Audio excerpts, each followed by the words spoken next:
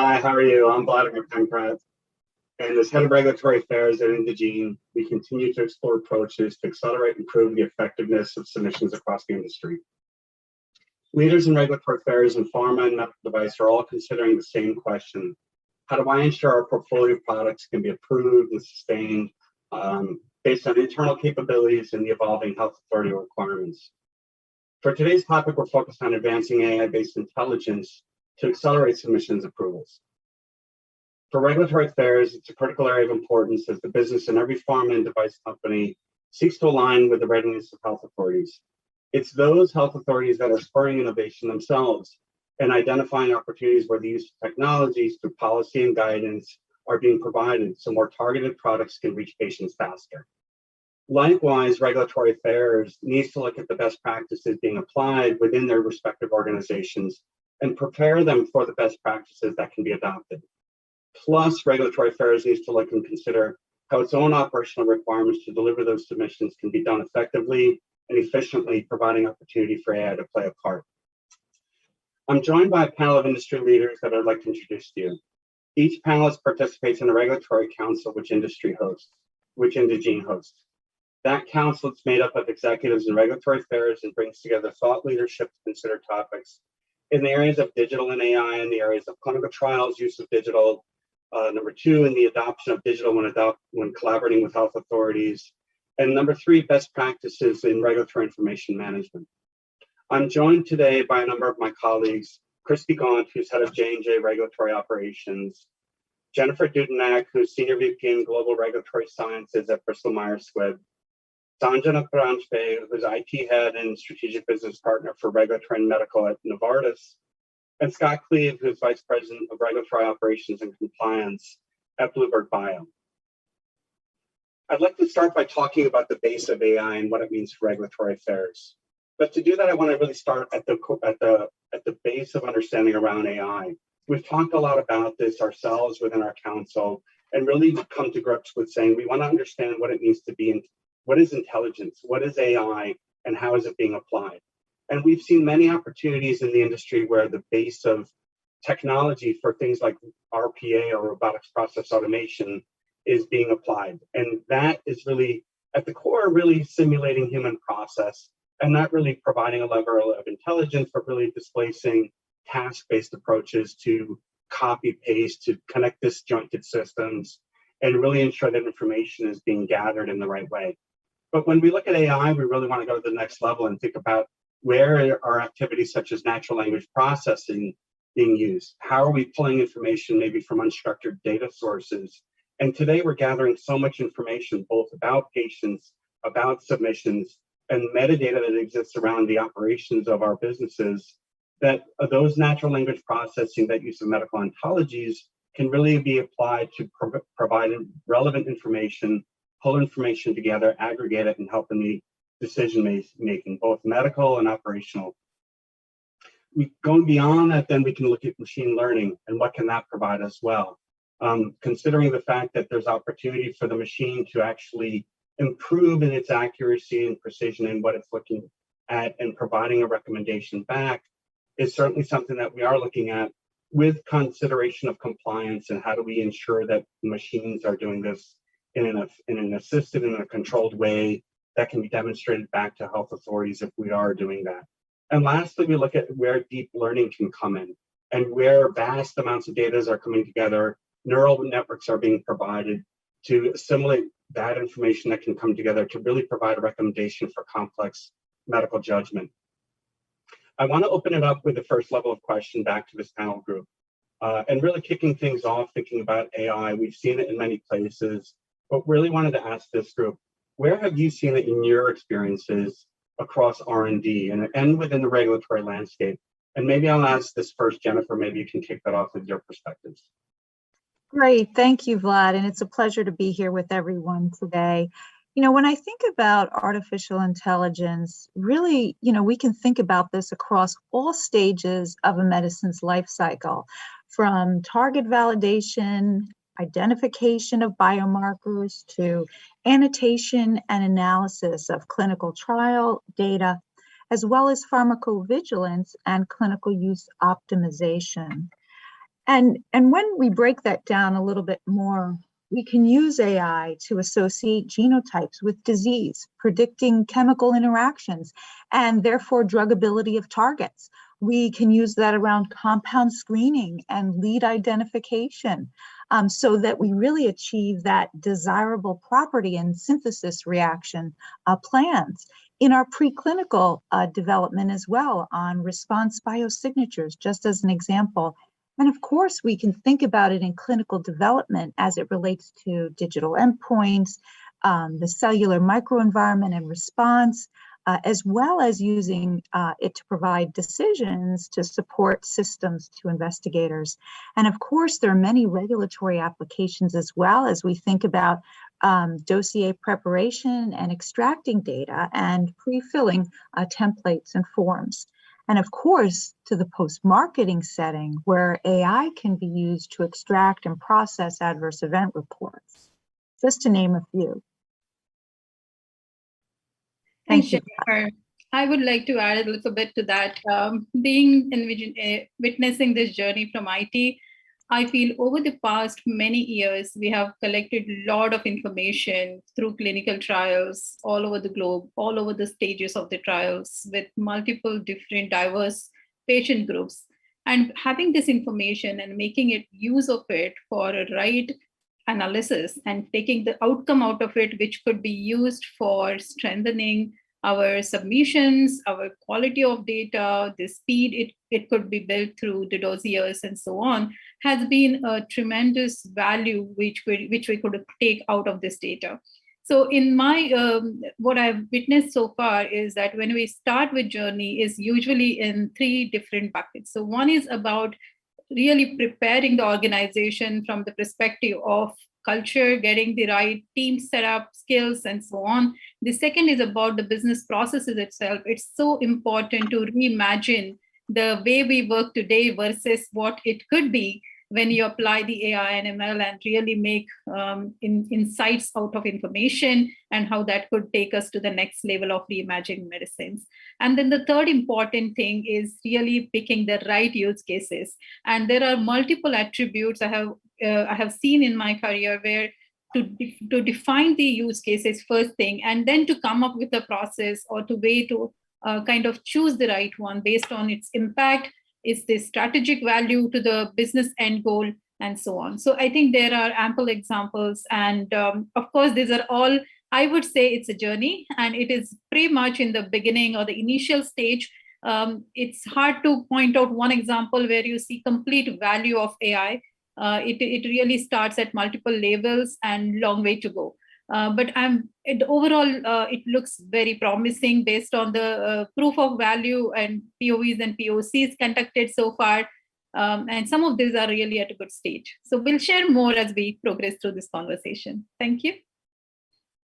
So yeah, just continuing with that that thread, Jennifer, I think you mentioned a couple of areas in early research in identifying products as well as design that can assist in essentially simulating what is the corresponding product that we want to look at. What's the health authority's perspective around this? Does it make it easier for them in terms of aligning with what the decision-making of the corresponding pharma organization has been when they're looking at a product? Are they on board with this, or are they also finding that they need to adapt to this correspondingly with their technologies as well? That's a great question. I mean, I think that everybody is working to learn and understand more and adapt. I mean, if you look across the regulatory landscape globally, you will find that this topic of AI and digital in general is of high interest and on the agenda with key, guidance and activity underway. So in fact, Vlad, I think this is a wonderful opportunity when we think about AI as something of more of a collective, both industry, academic, regulator, technology involvement in using this to problem solve and really propel us further to do more for patients ultimately. Great. So if we hone in a little bit further in terms of regulatory affairs specifically, there's a lot of conversation that has to be had with the health authorities and substantiating and supporting the decision making of the product as it matures through the clinical and post-approval life cycle. What does it mean for regulatory affairs, and what are those experiences with health authorities and regulators to support this?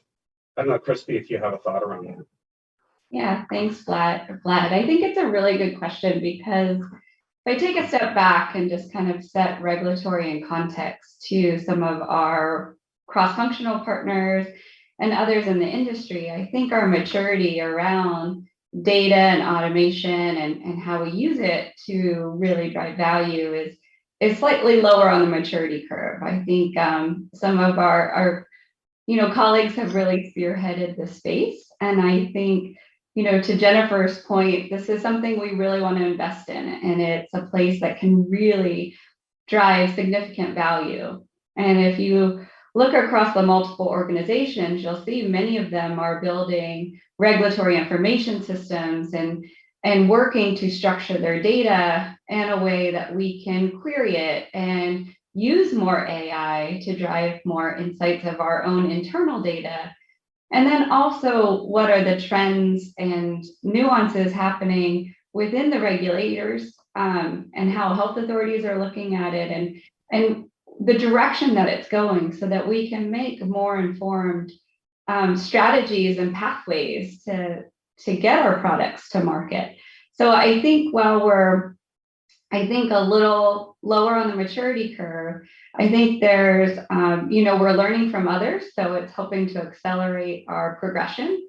But we still have a lot of capabilities to build. But the possibilities are endless to some degree as we start to really understand how data can help shape our R&D around our product to make it more effective, and then also really drive clear and crisp evidence to help the regulators see the value that it will bring to patients. So I think there's a lot of work going on in the regulatory space, and I'm happy to be one of the leaders in industry kind of spearheading it.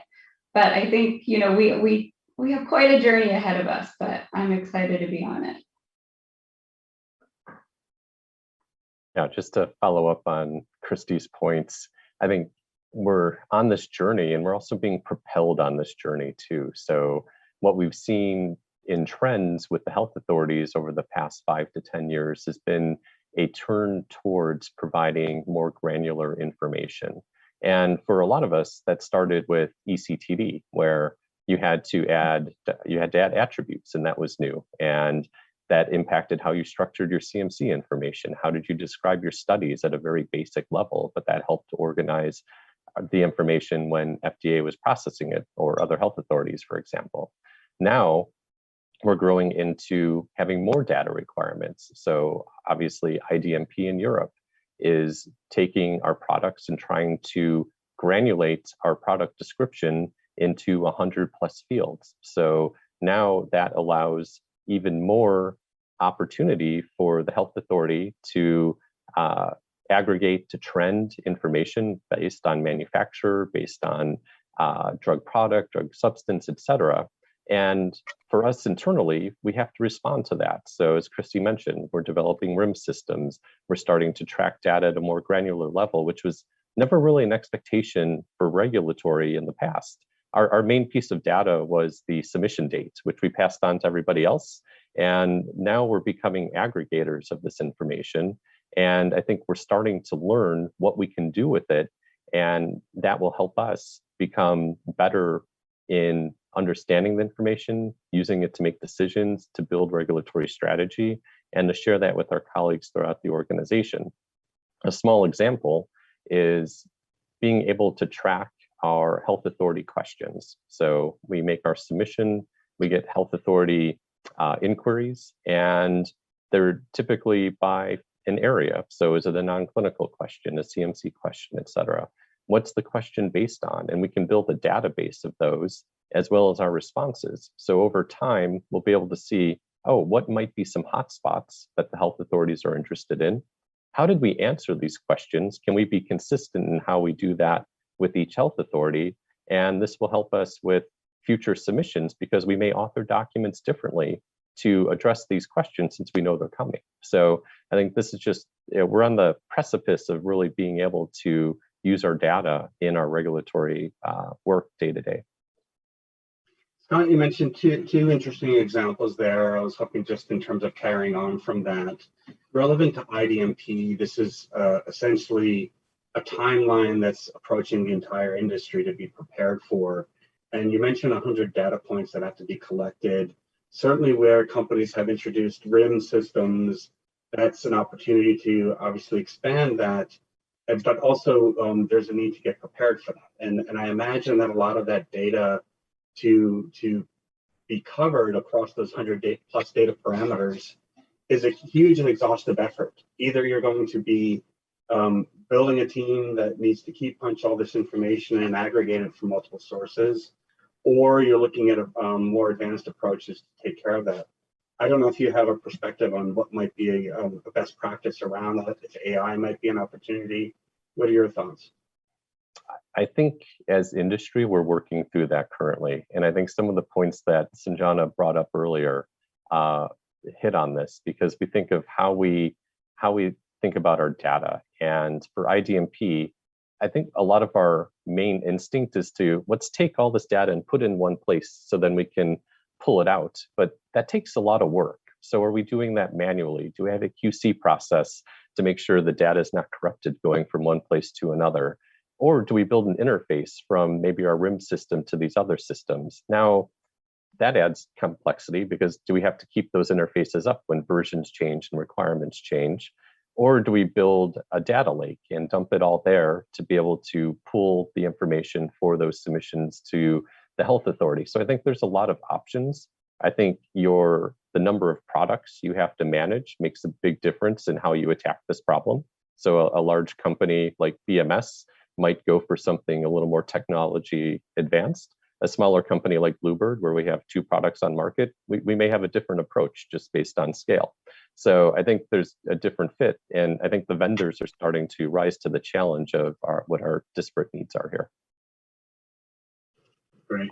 And opening it up to the second part of what you mentioned about health authority queries, and maybe for this panel group to maybe consider as well. Here's an opportunity where that communication that happens with the health authorities and that conversation really provides some insight on what's in their minds when they're looking at your products, your submissions, your labels, and what their feedback is back to your organization. My understanding is a lot of times that information is lost on emails, is embedded within small trackers like Excel files, but really the power that comes out of that and the intelligence that can help to drive maybe your future submissions or influence the overall approach that you take in those conversations, or just generally what you might consider based on their evolution within their offices might be an opportunity as well. Has that been something that's been considered in the near term to try and address that more effectively? Again, really kind of an opening it up to the group here to consider.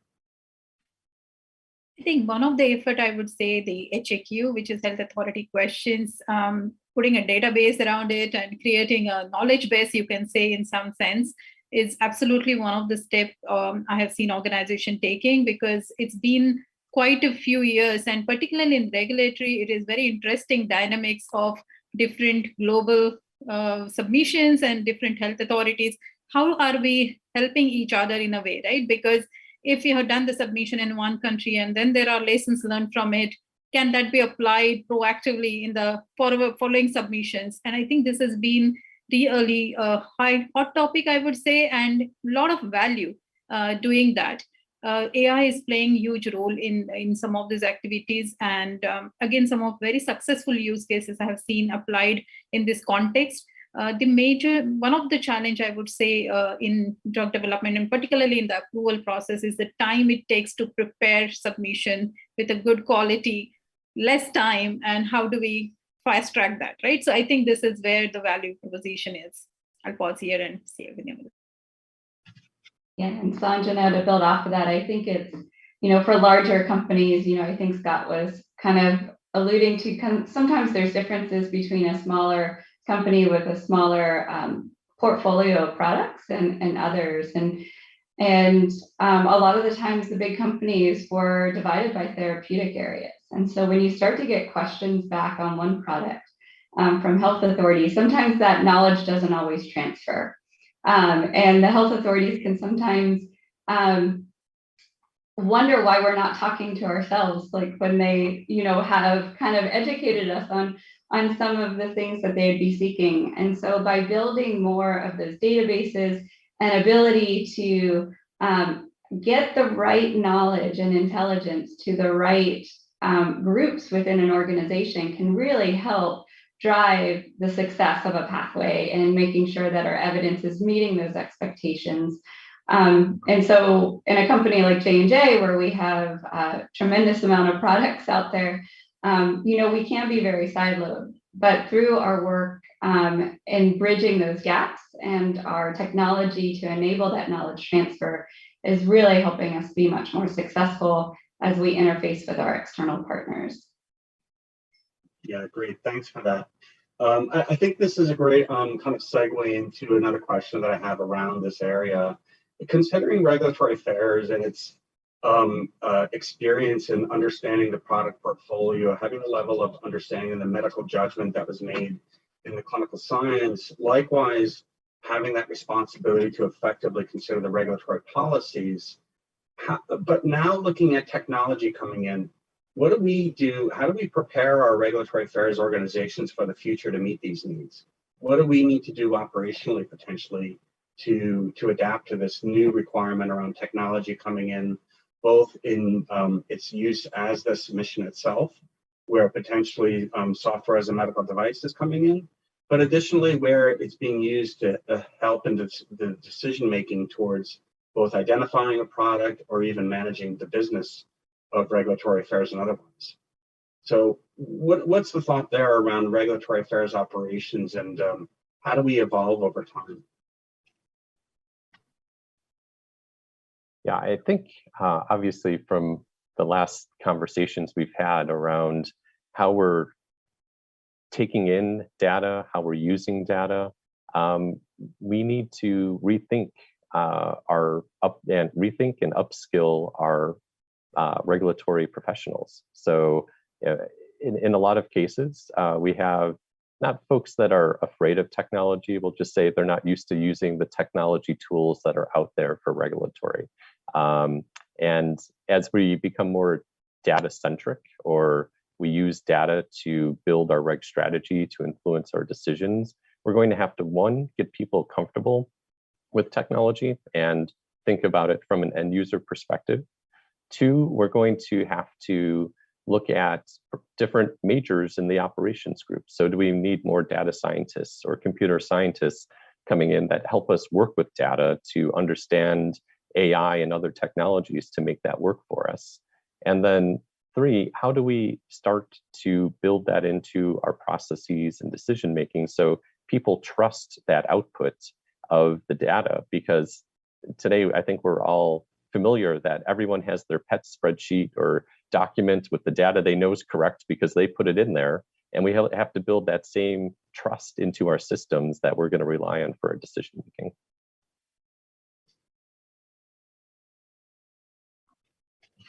Yeah. Oh, sorry, I agree, Scott. I think, when you look across the industry, we are definitely building more capabilities in that data science area and bringing in, different skill sets that are very unique compared to our traditional regulatory kind of skills. And while we upskill some of the day-to-day users, we're also bringing in more of those data science experts to help us really forge the path that we all need to go on to use that data in better ways. Great. Go ahead, please. Sorry, just 2 quick points. I mean, I am part of IT, of course, so I really appreciate the feedback and learning from my peers here on the regulatory side. But what I observed with my business partner and generally collaborating with the industry in such forums is that there are 2 areas where businesses started paying a lot of attention to is on the data stewardship. So understanding really data of what you have, because it's been there, but I think that conscious effort of understanding the deeper meaning of the data and what could be the value of it is one part. And then the predictive analysis is the other one, where people have started building skills, know-how about how to apply analytics and use this data for more predictive usage. So data-driven decisions and having the data-driven organization in a way, right? So I think in the past, IT and business used to be like two distinct organizations, but I feel that has become too close now, and it's kind of integrating with each other to have that. So IT is required to have equal business knowledge, while business has started grasping on some of the skills. So it's really an interesting time. I see a lot of excitement even on the business side to learn some of this new tech. Thank you. Great, thanks. So I was going to shift gears a little bit, if I can, and talk a little bit about artificial intelligence and use in regulatory intelligence. It seems to be a strong influence on the strategy and prospects of machine learning, which can influence strategy and the probability of success. There seems to be some opportunities that can come from that. What would you consider to be important when considering information for intelligence to drive a regulatory strategy? And could we be realistic in our organization to consider that pulling information from multiple businesses and organizing that through the use of AI could really help us to strategize most effectively? And how do we benchmark that within the industry? I know I'm throwing a couple of questions out there, but wanted to get this group's perspective on that as it relates to regulatory intelligence. Maybe I can start because I'm currently involved in similar initiatives on using the data for more to organize it. But also, I think some of the topics we just discussed before about the HAQ, about having the knowledge or know-how in the system. What are the couple of other things we saw for regulatory intelligence use cases? I would say it's still early stages.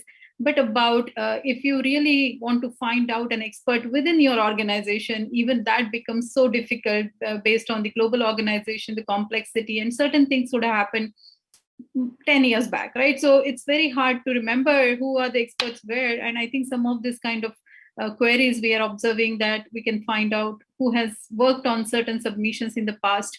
That's one type of thing. So the other one was really being more proactive in putting your submission documents together, including what past experience has been in the similar submissions or similar contexts, and then really trying to get to the better quality documents. That's one area.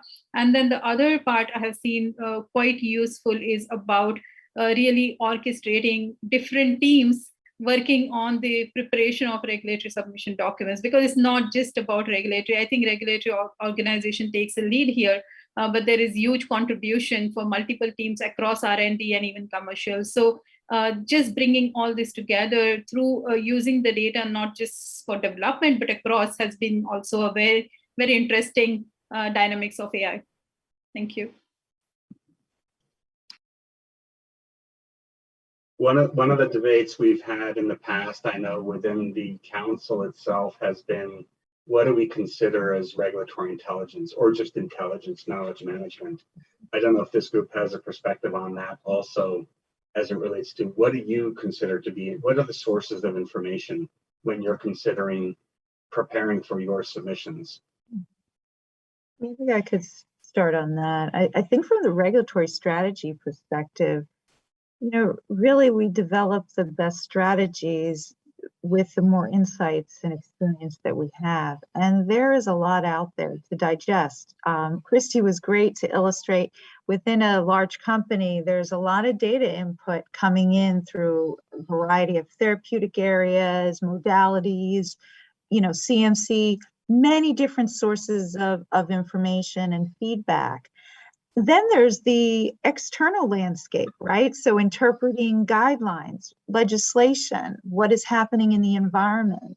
Then you overlay that with what is happening with other similar products or things within the class. So there are so many inputs for a regulatory professional to really distill down. And it is that know-how in taking that information and data and then synthesizing those strategies. So to the degree that we have tools that can help actually pull together that big data and then really kind of synthesize so that strategically you can look at that and go, I'm going to do assessment of products within this disease area. And we're able to extract from regulatory reviews, labels, our own internal data through our RIM system. Imagine if you could pull all that together. Right now, it is largely a manual task. And by far, we've done, I think, an incredible job with that. But imagine where that's going to go when we can pull all of that together. So to me, when I think of, regulatory intelligence, it's pulling in not only our own intel, it's the external environment overlay, as well as what's happening with the regulators and, data and information from that side. And I think that's something tremendous that will be unlocked, as well as imagine data from a submission, to your point, going into the cloud. Think of the Cumulus synergy and that avenue of really integrating more that common review more globally versus independent separate reviews. That convergence is something that will be a very interesting watch over the years, and there's certainly great benefit in pulling data together. And then imagine what regulators can do with that data on the opposite side, right?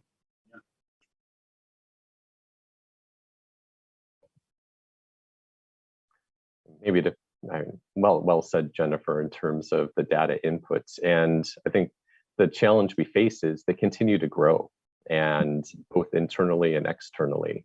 And unfortunately, the regulatory professionals' day doesn't grow. You're not getting 26 hours to look at all of this. Right. So how do we distill that information to something that's consumable, that allows you to make decisions and build regulatory strategy?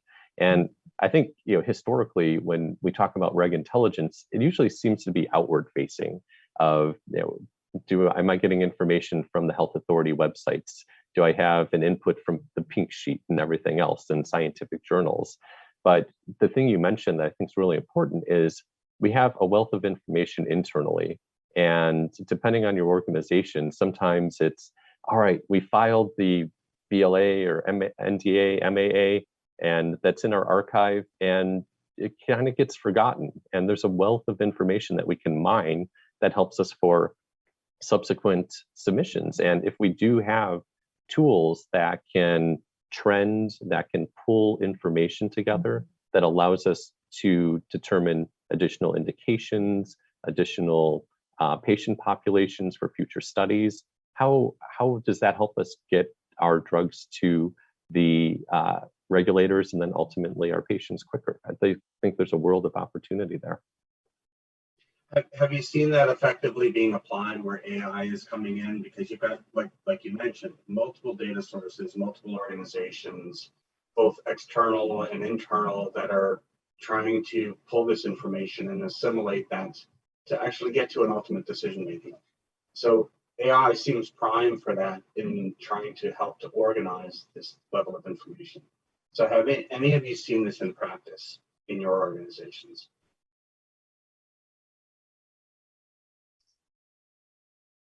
So I'll go first. I think it's still an ongoing challenge. I don't think we've seen attempts. I don't think we've seen that utopia of how we want it to all come together. And I think the big component of why is you can build something today and it could be effective. But as Scott was saying, the external, environment's very dynamic. There's lots of trends, there's lots of nuances and intelligence that kind of evolves and interpretations of how, the regulations or the evidence needs to be, created and really, reach those decision points can really change over time and be influenced. And so you can build something, but a system will be built on the algorithms and the boundaries in which you build the system. And so how do you get AI to help us morph and evolve so those boundaries shift and change with the trends and the heat mapping and all the things we can do to kind of see where the intelligence is taking us, But how do we get AI to really be that navigator to help us understand where that's going? Because normally it's just a lag. It's just like metrics. You have leading and lagging indicators, and we're normally on the lagging. But how do we? I think our vision of how AI and more structured data and more cloud-based collaborations can help us be more of a leading indicator of where we should be going versus lagging. So I don't know if others have a better example. I think in some cases, Christy, it's still early days for us in regulatory. And I think one of the obstacles that we have is data quality. So for years, all of our information sat in PDF documents, other than the attributes and properties in an ECTD or in your SPL or drug establishment submissions. So it was a really small sample size. Now, in order to enable AI and other digital technologies, we've got to granulate that. We have to pull it out of PDFs and get data that we can actually work with. And that takes a lot of work. So what that drives us to get to using AI is starting with small targeted proof of concepts or pilots of how can we use this on a specific business case. And I think regulatory intelligence has been a common one, because we can say, for this indication and for this drug class, I want to see the labels of my competitors or all the drugs in that class. I want to see what's out of these limited environment of sources, what information's out there, and then how can I pull this together to give to my reg strategist, my labeling partner, to allow them to build their strategy and make their labels. So I think that we're making progress on, but the AI part that helps us with decision making and greater trending, it's really cool. We're not quite there yet. I want to take a pause just quickly and encourage the audience that's listening right now. Please do use the chat window for this panel group of panelists. I can field those questions, and then we can answer them either in real time or after we're done. We'll leave a few minutes open for that as well. Sorry, Sanjana, I think you were about to say something. No problem, Vlad. So just 2 quick points. I think I really appreciate the feedback and input coming from this panel. It's really insightful. 2 things. My observation is applying AI, it's not just independent, right? There is a data science behind and other digital technologies like machine learning. And in combination, it becomes like a journey. It is not possible to make it as a big bang AI implementation. So you really learn through one step at a time. And I have seen, like what Scott just mentioned, start with a small data set, and then you expand it by adding the additional data sets to it, and it could get applied to a big data. So it's a journey, and all of us together in this, and it's very interesting for sure with the initial some use cases which we are envisioning. Thank you so much. Yeah. And Christy, if I can ask, you had mentioned about heat maps. I didn't know if you had a specific example around the relevance of that from your perspective. Yeah, I spent many years in medical device, and I think where medical device regulations have some challenges is there's a lot of countries now just developing them and creating them, and there's lots of new guidance and new regulations being published often. In China, I know they were producing new guidance documents every Friday. So when you start to see an external environment that's so dynamic, you really have to kind of anticipate some of the trends. So there's tools out there where you can heat map or see, where health authorities are converging, where some maybe follow, once a precedent's been set by another. And so you can start to see some of the shifts in thinking. So while we have wonderful global policy leads that are working hand in hand on, some of the regulation shaping and so forth, we also have to be very proactive because our products, our development cycle is very long. So you have to be, predicting kind of what's coming for the markets you want to go to. So I think the external dynamics play, a different level depending on where you are in the industry. If it's, still early stages in their maturities, it's a lot of, you're making some assumptions and doing some best guesses and doing a lot of shaping. And then where they're more mature, you can do more data mining and really pull in what's been successful and kind of have a more tried and true pathway. So there's different risks with both. But that's where we've seen a lot of heat mapping and where it can really drive value for the regulatory team as they set their strategies. So with that in mind, I think this is an interesting area when you consider the evolution, particularly in emerging markets, where they might be more dynamic. Certainly some health authorities are maybe more established. But with that in mind, your submission strategy is ideally evaluating that. You mentioned about a heat map and the idea that I mentioned earlier about a probability. Is it realistic to think that we could, in the long term, get to a level of deep learning or machine learning based approaches to even apply an algorithm that can consider your probability of success for a submission? There's a lot of data points that have to come together, but is it too far reaching to get to that point? I'm opening that up for the panel here. Any thoughts on that? Well, I think organizations do use algorithms today, in terms of looking at probability of success. To your point, if we had even a greater source of data, inputting into that in a more dynamic fashion, real time, could we evolve? Potentially we could. I think really the possibilities are limitless, quite frankly, the more that you can pull things together.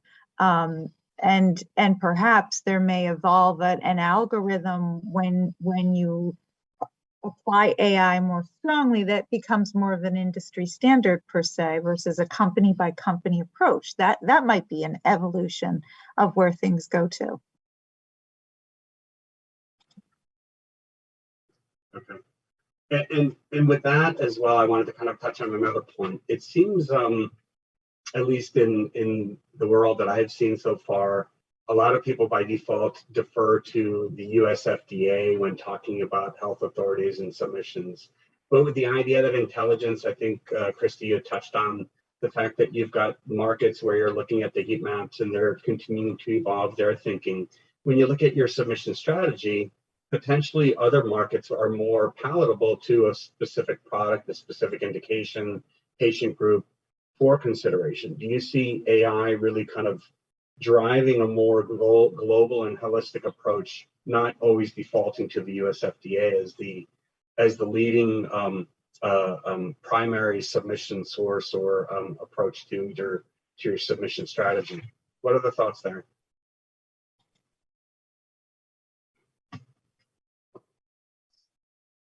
So I'll take first stab at it. So I think we're very trained to use FDA as kind of our first line, of understanding of what it's going to take to get the product to market. But I do think as products in different regions become more specific or more addressed to different population types or regional needs, I do think that there could be other health authorities that would take more of a risk and go with less pre-market data to allow that product to get to their patients faster. And so I think as we evolve and I think as regulations and health authorities mature, I think there could be other ways of looking at it. I think with the COVID vaccine has been a great example of where we've done more rolling submissions.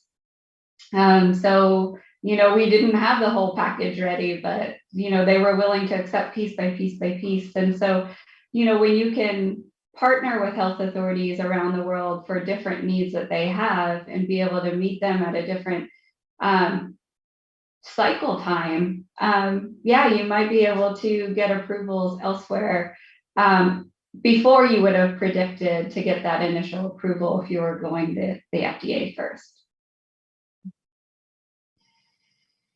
I'm happy to build on that. I mean, I think for me, when I think about our medicine development, it is wanting to bring medicines to patients globally. And all of us, depending where we sit in the world, might first just think about that region. But actually, to do the best in our development strategies and actually to enable that we come to more markets globally, we need to be thinking about actually that bigger picture very early in development, because if we don't include patients from certain countries, you may not have an opportunity to register something down the line. So I think that the landscape is evolving very rapidly. So then you overlay artificial intelligence, where we come back to some of that reg intel side and the insights that you want to generate. And you can apply those learnings from one program experience into the next one. And as you're bringing those data together, and the more easily you're able to integrate those data, that will also probably drive more of that global mindset. To your point, Vlad, around how we think about our development. So I think that these intelligence tools that we have, bringing in the insights from a variety of areas that we talked about earlier, internally and externally, can really help us, really evolve around our global mindset and ultimately do more for patients worldwide. And it's a discipline that starts and experience, and I would say it's that great global teamwork, right? It's not one individual, it's that whole group globally who really bring that together. Great. Yeah, thanks for that, Jennifer. I think we're coming near to time right now. I wanted to again kind of trigger if there were any questions from the audience to ask. We're welcome to kind of field anything that might be considered there.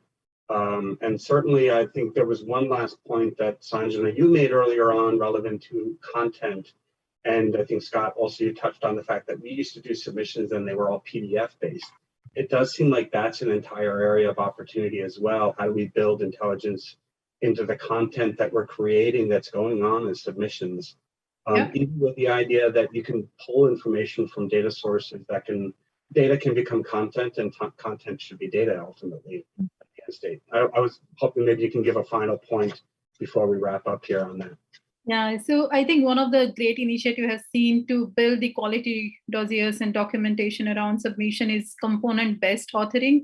So it's not done in sequential, but really based on the kind of blocks of information. So module-based, you can say, and that really speeds up the information gathering as well as the quality of information and reusability of information, as it is global submissions always we talk about. So that's an interesting topic altogether.